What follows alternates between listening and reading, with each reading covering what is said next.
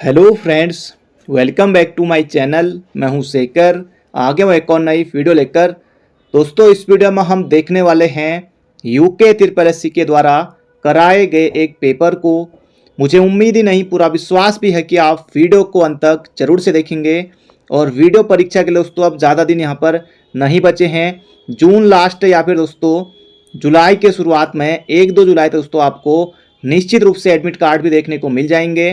तो चलिए दोस्तों वीडियो की शुरुआत करते हैं। पहला प्रश्न है दोस्तों यहाँ पर हमारा, और शुरुआत करेंगे दोस्तों जीके जीएस से। इसके बाद दोस्तों उत्तराखंड और लास्ट में दोस्तों हिंदी। सभी जगह से दोस्तों प्रश्न आने वाले हैं, अंत तक बने रहेगा। तो पहला प्रश्न दोस्तों यहाँ पर हमारा, हाफ बाइट कहलाती है एक। दोस्तों ये कहलाती है निबल। ऑप्शन नंबर ए हो जाएगा इसका बिल्कुल सटीक उत्तर। अगला प्रश्न है दोस्तों, प्रश्नों की संख्या ज़्यादा है तो सीधे प्रश्न और सीधे उत्तर हम करने वाले हैं। अगला प्रश्न है, निम्न में से कौन सा अनुच्छेद वयस्क मताधिकार से संबंधित है? जल्द से दोस्तों यहां पर आपको बताना है वयस्क मताधिकार। इसका दोस्तों से उत्तर हो जाएगा अनुच्छेद 326 में है वयस्क मताधिकार। तो ये आपको दोस्तों बिल्कुल मोहजबानी याद रखना है। अगला दोस्तों यहां पर हमारा प्रश्न है, भारत के सर्वोच्च न्यायालय द्वारा निम्न में से कौन सा आदेश अवैध रूप से निरोध किए जाने के मामले में जारी किया जाता है? अधिकार परीक्षा, परमादेश, प्रतिषेध या फिर बंदी प्रत्यक्षीकरण? दोस्तों जबरदस्त प्रश्न है, इसका से उत्तर जाएगा बंदी प्रत्यक्षीकरण। बिल्कुल मोहजबानी याद रखिएगा। तो अगला प्रश्न दोस्तों यहां पर हमारा, राज्य लोक सेवा आयोग के अध्यक्ष की नियुक्ति किसके द्वारा की जाती है? तो ये दोस्तों यहां पर आपको बताना है। तो इसका दोस्तों सही उत्तर हो जाएगा यहां पर हमारा ऑप्शन नंबर बी, राज्य के राज्यपाल। दोस्तों राज्य लोक सेवा आयोग के बारे में पूछा गया है तो राज्यपाल करते हैं ऑप्शन नंबर बी। अगला प्रश्न है, भारतीय संविधान की 11वीं अनुसूची के अंतर्गत पंचायतों के लिए कितने विषय सूचीबद्ध किए गए हैं? दोस्तों इसका सही उत्तर हो जाएगा, पंचायतों के लिए दोस्तों कितने विषय हैं? तो 29 विषय हैं, ऑप्शन नंबर डी। अगला दोस्तों यहां पर हमारा प्रश्न है, भारत के राज्यों का पुनर्गठन आयोग की स्थापना हुई दोस्तों कब हुई थी? अब इसमें बहुत से अभ्यर्थी 1953 करेंगे, बहुत से अभ्यर्थी 1956 करेंगे। अधिनियम दोस्तों नहीं पूछा गया, अधिनियम दोस्तों आता 56 आप करते। इसका सही उत्तर जाएगा भारत के राज्यों का पुनर्गठन आयोग। दोस्तों इसका सही उत्तर जाएगा 1953 में। अगला दोस्तों यहां पर प्रश्न है दोस्तों, यूकेपीएससी ने इन प्रश्नों को पूछा हुआ था अपनी परीक्षा में। अगला प्रश्न है, भारत के राष्ट्रपति के विरुद्ध महाभियोग प्रस्ताव पर संसद के किसी सदन के कितने सदस्यों के हस्ताक्षर आवश्यक है? जल्दी से दोस्तों यहां पर आपको बताना है। इसका सही उत्तर जाएगा 1/4 सदस्य, ऑप्शन नंबर ए, 1/4 सदस्य। अगला प्रश्न है, पंचायती राज से संबंधित निम्न समितियों को काल क्रमानुसार व्यवस्थित कीजिए। तो जल्दी से दोस्तों यहां पर आपको बताना है बलवंत राय मेहता समिति दोस्तों 1957 में। तो सबसे पहले दोस्तों आएगा ऑप्शन नंबर सी। तो देखिए दोस्तों ये ऑप्शन नंबर सी एक ही ऑप्शन में है, और इतना बड़ा प्रश्न दोस्तों आपको लग रहा होगा, लेकिन देखिए बिल्कुल कितना आसान प्रश्न है। अशोक मेहता 1977 में। तो इसका सही उत्तर दोस्तों हो जाएगा बलवंत राय मेहता समिति, अशोक मेहता समिति, जीके राव समिति, लक्ष्मी सिंघल समिति दोस्तों 1986 में, राव समिति 85 में। तो इसका सही उत्तर हो जाएगा ऑप्शन नंबर सी। अगला है, निम्न में से भारतीय संविधान का कौन सा अनुच्छेद राज्यपाल को अध्यादेश जारी करने की शक्ति प्रदान करता है? दोस्तों इसका सही उत्तर जाएगा अनुच्छेद 213 में। राष्ट्रपति का अध्यादेश दोस्तों अनुच्छेद 123 में। अगला प्रश्न है यहां पर हमारा, निम्न में से किस संवैधानिक संशोधन अधिनियम द्वारा भारतीय संविधान की प्रस्तावना में संशोधन किया गया? जबरदस्त दोस्तों प्रश्न है, 42वां संविधान संशोधन 1976 दोस्तों इसका से उत्तर होने वाला है। अगला प्रश्न है, राज्यसभा के सदस्य दोस्तों कितने वर्ष की अवधि के लिए चुने जाते हैं? ये यहां पर पूछा गया दोस्तों। इसका से उत्तर हो जाएगा 6 वर्ष के लिए। अगला प्रश्न है, निम्न में से कौन सा संवैधानिक संशोधन भारत में मतदान की आयु को कम करने से संबंधित है? दोस्तों इसका सही उत्तर यहां पर होने वाला है 61वां संविधान संशोधन, ऑप्शन नंबर ए 1989। अगला प्रश्न है, भारत में मरुस्थल वृक्षारोपण एवं अनुसंधान केंद्र कहाँ स्थित है? अब सभी के सभी दोस्तों ऑप्शन यहां पर दिए हुए हैं, कहां के? राजस्थान के। दोस्तों ये है जोधपुर में है, जोधपुर। ऑप्शन नंबर डी होगा इसका बिल्कुल सटीक उत्तर। अगला प्रश्न है, भारत में निम्न राज्यों में से अभ्रक का सबसे बड़ा उत्पादक, दोस्तों अभ्रक का सबसे बड़ा उत्पादक दोस्तों है आंध्र प्रदेश। ऑप्शन नंबर दोस्तों ए होगा इसका बिल्कुल सटीक उत्तर। अगला दोस्तों यहां पर प्रश्न है, भारत का प्रथम राज्य जो अपने सकल घरेलू उत्पाद गणना में सकल पर्यावरण उत्पाद का उपयोग करेगा। दोस्तों जबरदस्त प्रश्न है, छपने वाला प्रश्न है, दोबारा छपेगा। उत्तराखंड इसका से उत्तर होगा, 2021 में किया था।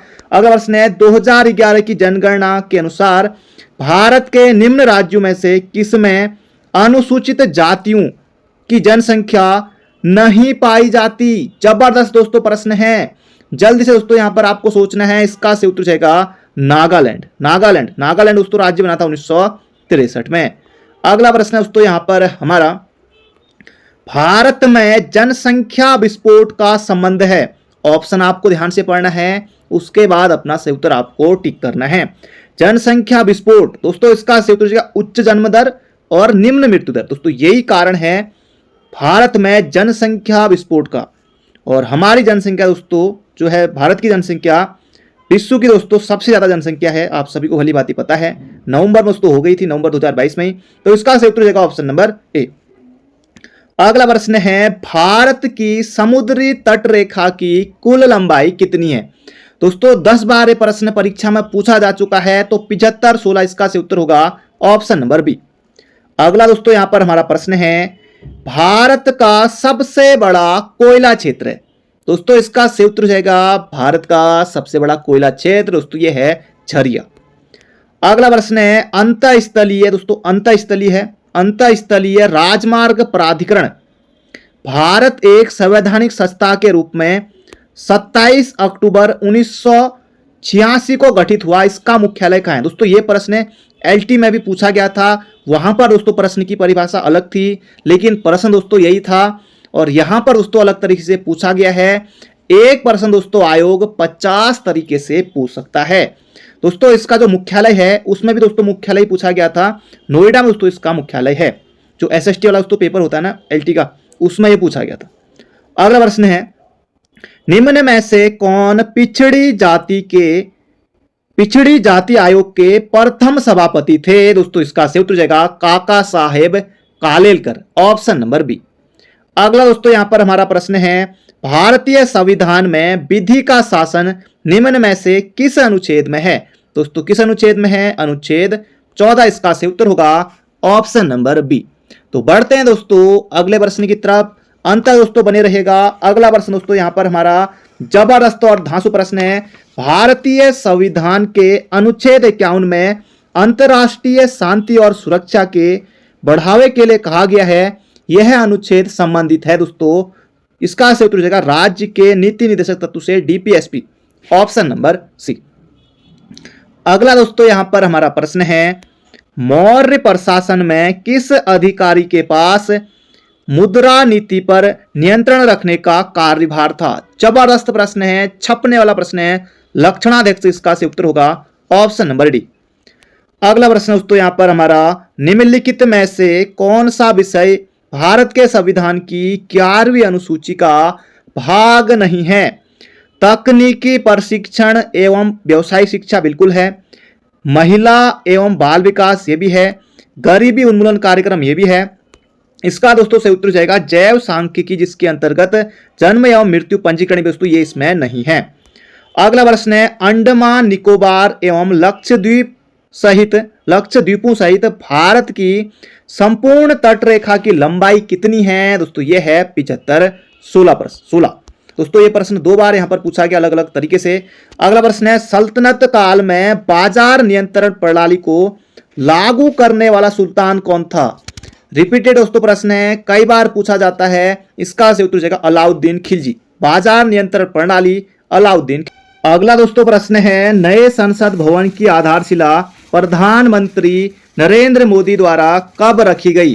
दोस्तों ये रखी गई थी 10 दिसंबर 2020 को, और इसका दोस्तों उद्घाटन हुआ है 28 मई 2023 23 को इसे भी याद रखेगा। अगला प्रश्न दोस्तों रीजनिंग का है, तो इसे भी आप सॉल्व कर लीजिएगा। अगला प्रश्न है विश्व में मछली उत्पादन में भारत का कौन सा स्थान है? दोस्तों इसका सही उत्तर हो जाएगा तीसरा स्थान है। अगला प्रश्न है निम्न चित्रकारों में से दोस्तों रीजनिंग का प्रश्न है, इसमें से दोस्तों आपको बताना है कि अच्छे वक्ताओं को दर्शाती है जो न तो प्रास्नातक है न ही डॉक्टर हैं। दोस्तों ये दिया हुआ है, इसे भी सॉल्व आप कर लीजिएगा, स्क्रीनशॉट आप ले सकते हैं। अगला प्रश्न है संयुक्त राष्ट्र के सांस्कृतिक निकाय की विश्व धरोहर समिति ने कुंभ मेले को मानवता की अमूर्त सांस्कृतिक विरासत की श्रेणी में शामिल होने की घोषणा कब की? जबरदस्त प्रश्न है दोस्तों, 7 दिसंबर 2017 को की थी, याद रखेगा।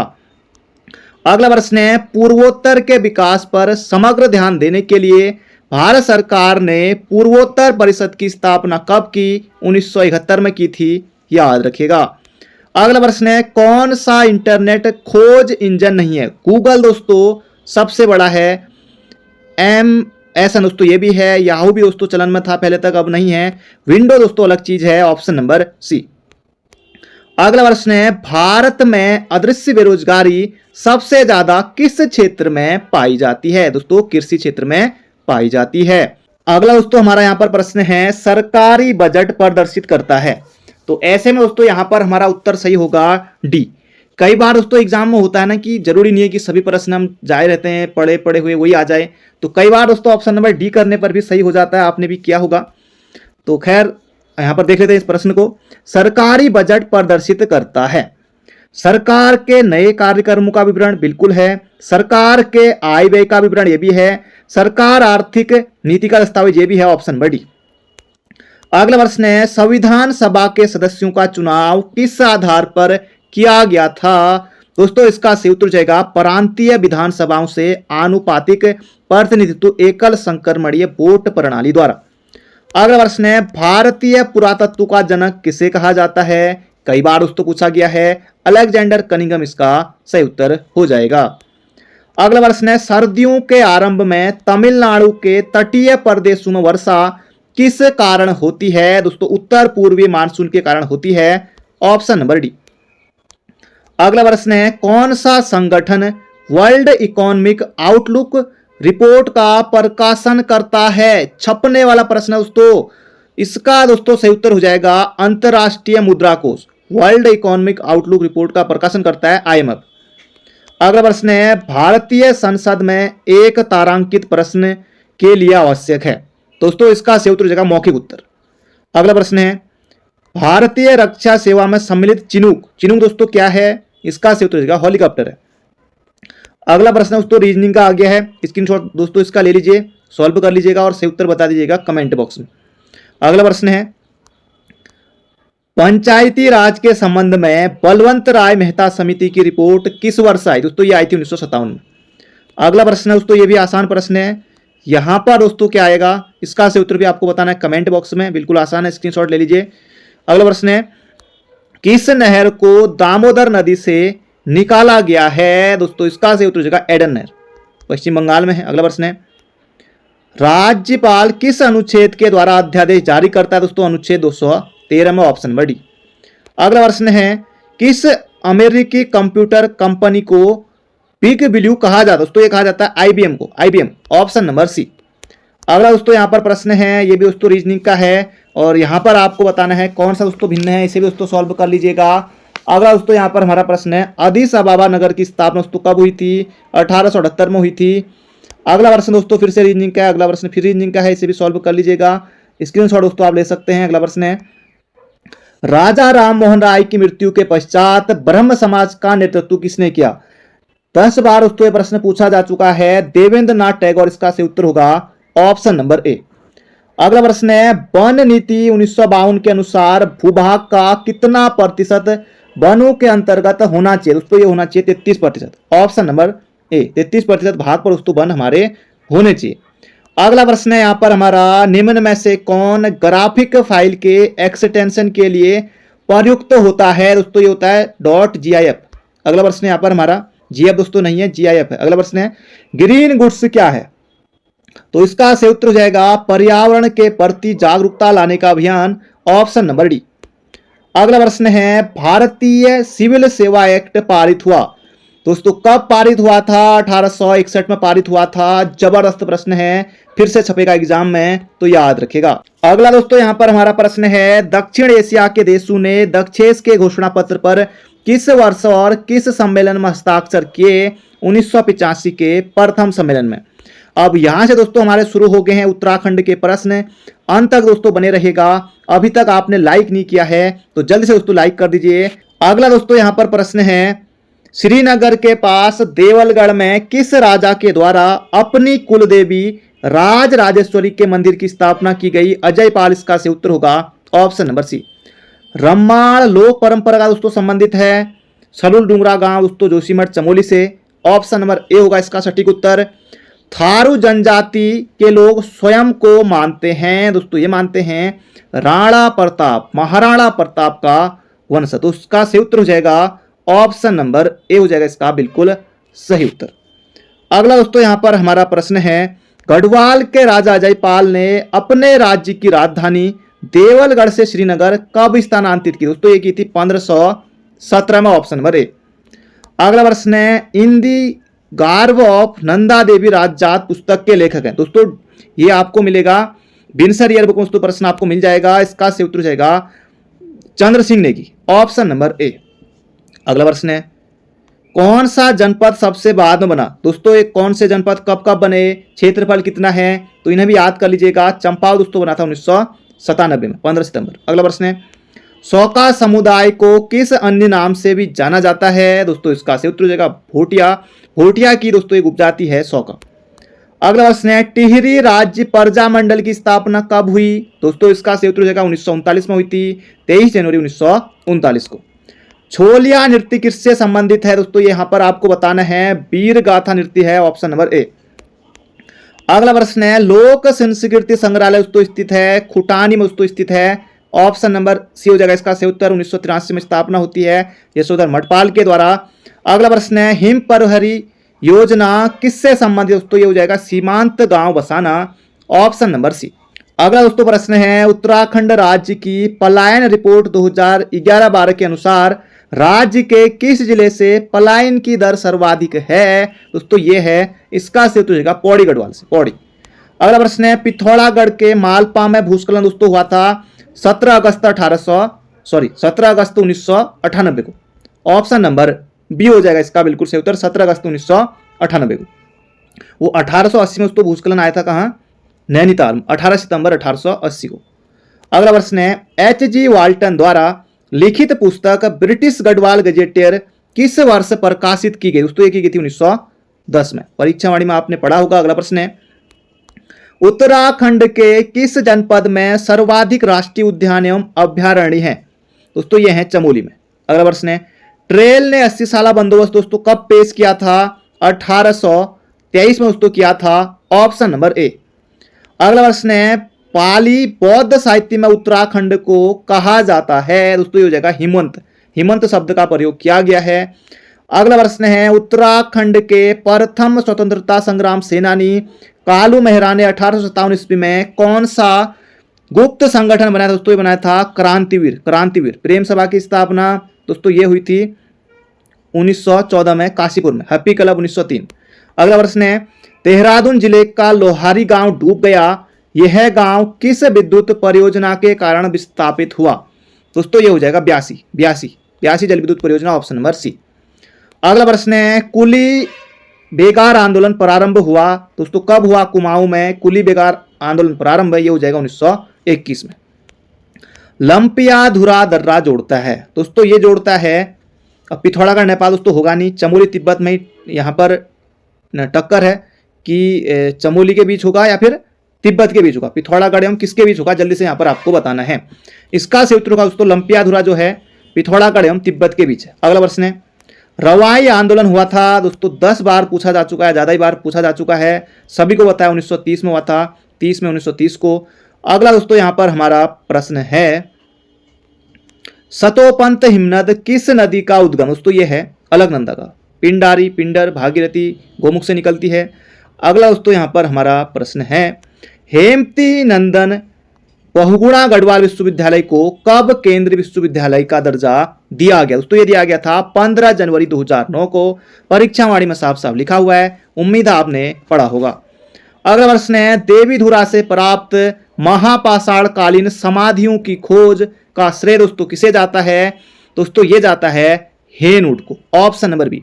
और उत्तराखंड में दोस्तों पुरातत्व का जनक भी किसे कहा जाता है? हेनवुड को ही कहा जाता है। अगला प्रश्न है, हिंदू तीर्थ स्थल जागेश्वर के मुख्य देवता कौन से हैं?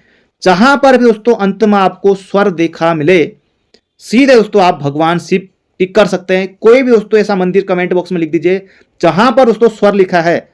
आप दोस्तों देख लीजिएगा, जहां पर भी दोस्तों अंत में स्वर आएगा वो दोस्तों भगवान शिव से ही संबंधित मंदिर होता है। अगला दोस्तों यहां पर हमारा प्रश्न है, उत्तराखंड प्रोजेक्ट शिक्षा प्रारंभ करने वाला भारत का कौन सा राज्य दोस्तों पहला राज्य? अगला प्रश्न है, कुमाऊं का अंतिम गोरखा सूबा कौन था? दोस्तों ये था बमसा चौतरिया। अगला प्रश्न है, हरिद्वार से बद्रीनाथ तथा केदारनाथ जाने वाली सड़क का निर्माण करवाया था? दोस्तों ये कराया था ट्रेल साहब ने, ऑप्शन नंबर सी। अगला प्रश्न है, कालसी के समीप राजा सीलवर्मन से संबंधित ऐतिहासिक स्थान दोस्तों है जगतग्राम, ऑप्शन नंबर डी। अगला प्रश्न है, गढ़वाल राइफल का गठन दोस्तों कब हुआ था? इसका सही उत्तर 1887 में हुआ था, ऑप्शन नंबर बी हो जाएगा इसका सही उत्तर। मई दोस्तों 1887 में हुआ था और 4 नवंबर 1887 को दोस्तों ये लोग चले गए थे कहाँ? गढ़वाल राइफल वाले दोस्तों चले गए थे लैंसडाउन में। अगला प्रश्न है, स्वतंत्रता पश्चात किस वर्ष नैनीताल को उत्तर प्रदेश की ग्रीष्मकालीन राजधानी बनाया गया? दोस्तों 1962 में, ऑप्शन नंबर सी।